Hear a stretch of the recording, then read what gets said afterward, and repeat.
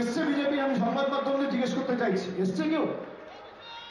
আমি বক্তব্য থামিয়ে দুটো পোডিয়াম রেখেছি এই কারণে, একদিকে বিজেপির নেতা দাঁড়াবে, একদিকে আমি থাকবো। কি এসছে বিজেপির নেতা? আমি তো নেতা চাইনি, আমার কোনো ঔদ্ধত্য দম্ভ অহংকার নেই। যুব সমাজের যুব মোর্চার কার্যকর্তা এলেও হবে। এসছে কোন কার্যকর্তা? এসছে?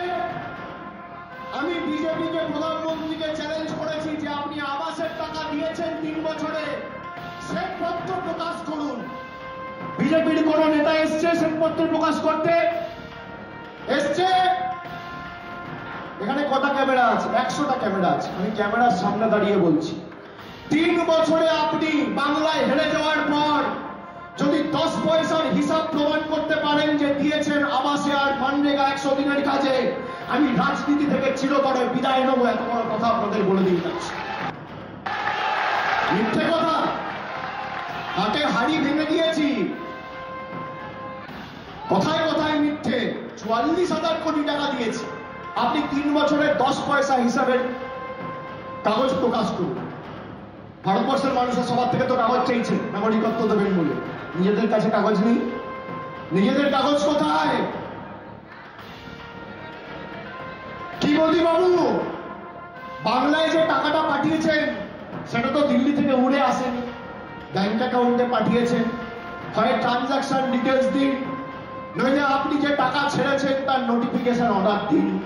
আপনি দেখান শ্বেতপত্র। আরে যে বাংলায় থাকে না সে আপনাকে ওয়ারেন্টি দেবে কি করে? আপনি বলুন আমাকে, এটা তো বাংলায় থাকে না। যারা বাংলায় থাকে না, এখান থেকে 2,500 কিলোমিটার দূরে, আপনি তার থেকে ওয়ারেন্টি নেবেন? আপনি ভাবুন না একবার, পাড়ার একটা মোবাইলের দোকান, আপনি একটা মোবাইল ফোন কিনতে গেলেন, বলে দাদা মোবাইলটা ঠিকঠাক চলবে তো? দাদা আমার গ্যারেন্টি, ওয়ারেন্টি।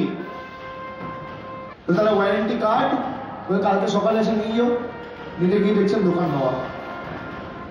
তার থেকে মোবাইল কিনবেন? কিনবেন? যারা ধর্মের নামে ভোট চায় তাদেরকে ভোট দেবে? যে রাম মন্দির করেছি বলে ভোট দিতে হবে? ভোট তো রুটি কাপড়া মাকান। এদের পা থেকে মাথা অব্দি, মাথার চুল থেকে পায়ের নখ পুরোটাই 2 নম্বরী, মিথ্যে। যত চোর, চিটিংবাজ, দুর্নীতিগ্রস্ত 2 নম্বরী সব দেখবেন বিজেপি। আগেকার দিনে ভারতবর্ষে আমরা কি দেখতাম? আমাদের সমাজে, দেশে, রাজ্যে চোর চুরি করে, খুন করে বিচার ব্যবস্থার আদেশে জেলে যাচ্ছে। আর এখন কি দেখছি?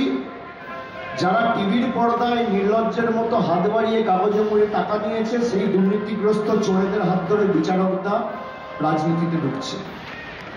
এই হচ্ছে মোদীজির ভারতবর্ষ। ভারতবর্ষের প্রধানমন্ত্রী 2021 সালে এসেছিল, 22-এ দেখা নাই, 23-এও তোমার দেখা নাই, 24 যেই নির্বাচন ঘোষণা হবে আবার ডেলি প্যাসেঞ্জারি শুরু করে দিয়েছে। খুব ভালো, আসুক, অসুবিধা নেই। কিন্তু ভোটের সময় আপনি মুখ দেখাতে এসছেন, মানুষের বিপদে এসে আপনি দাঁড়াননি। যখন চাষিরা চাষের জল পায়নি, যখন চাষিদের উপর দিল্লি সিঙ্গু বর্ডারে আপনারা আক্রমণ করেছেন, তখন একদিন আপনি একটা বাক্য বা একটা শব্দ উচ্চারণ করেন। আপনার নেতারা বাংলার মানুষকে বাংলাদেশি বলেছে, শিখ দেখলে বলছে খালিস্তানি, সংখ্যালঘুদের দেখলে বলছে পাকিস্তানি, আর বাংলাদেশ বলছে বাংলাদেশি। আপনি প্রতিবাদ জানাননি। সব থেকে বড় দুর্নীতিগ্রস্তদের পাশে বসিয়ে আপনি বলছেন কি? মোদীজির গ্যারেন্টি। চোর চুরি করে বিজেপিতে ঢুকবে, এটাই আপনার গ্যারেন্টি, এটাই আপনার ওয়ারেন্টি। মোদীজির গ্যারেন্টি মানে 0 ওয়ারেন্টি, আর দিদির গ্যারেন্টি মানে লাইফ টাইম ওয়ারেন্টি। আপনি 0 ওয়ারেন্টি নেবেন না লাইফ টাইম গ্যারেন্টি নেবেন, সিদ্ধান্ত আপনার। অনুপ্রবেশ রোখার জন্য বাংলায় ক্ষমতায় আসতে হবে কেন?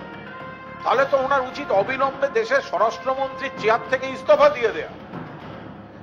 যদি স্বরাষ্ট্রমন্ত্রী বলে থাকেন যে বাংলায় ক্ষমতায় এলে অনুপ্রবেশ রুখবেন, আরে অনুপ্রবেশ মানে বর্ডার, ওটা রাজ্য পুলিশ দেখে না।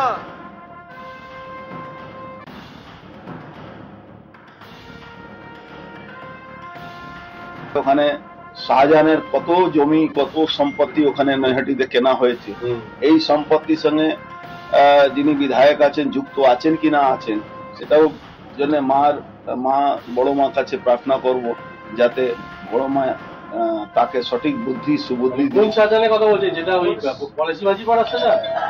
পলাশিমাঝি পাড়া শাহজাহান একটা আছে, কিন্তু আমি সন্দেশখালী শাহজাহানের কথা বলছি। সন্দেশখালী শাহজাহান আছে, আর যে ওর দুটো সাঙ্গপাঙ্গ ছিল কি ওদেরও জমি আছে, ওদেরও জমি নৈহাটিতে বিঘা পর বিঘা কেনা আছে, সবই ব্যাপার আছে। কে সাহায্য করলো দেখুন?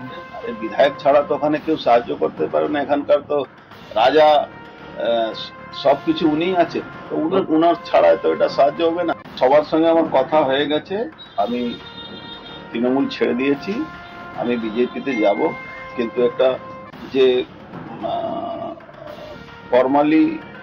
ফর্মালিটি যে আছে থাকে সেটা আমি করব।